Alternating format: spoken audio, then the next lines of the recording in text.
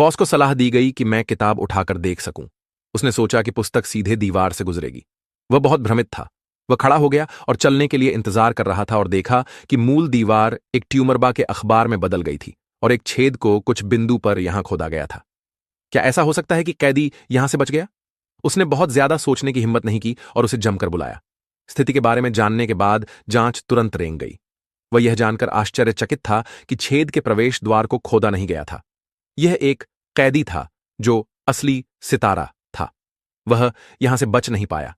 इसके अलावा दूसरे पक्ष ने एक स्क्रीन जांच की और पीछे हटने के लिए तैयार था। वह गलती से फिसल गया और नीचे गिर गया। उन्होंने खुद से बाहर चेतावनी को बाहर खींचने का आग्रह किया। एक लंबे समय के बाद वह आखिरकार बाहर आ गया। यह मापने के बाद कि मार्ग 30 मीटर लंबा था, मैं सोच रहा था कि कैसे दूसरे पक्ष ने आधे साल में इस तरह के एक गहरे मार्ग को खोदा। जासूस ने उसके बगल में सेल्फी उठाई और कहा कि दूसरी पार्टी इस बारे में चिंतित थी। उन्होंने कहा कि वह फिर से छेद में गिर गए। आप होम कैडर का नंबर कैसे जानते हैं? चादर और ये अध्ययन दैनिक भोजन से आते हैं।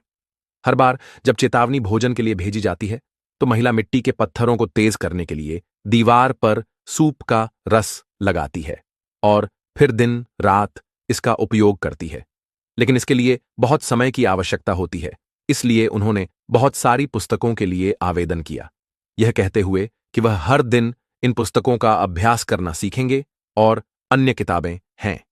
एक फंक्शन छेद को कवर करना है।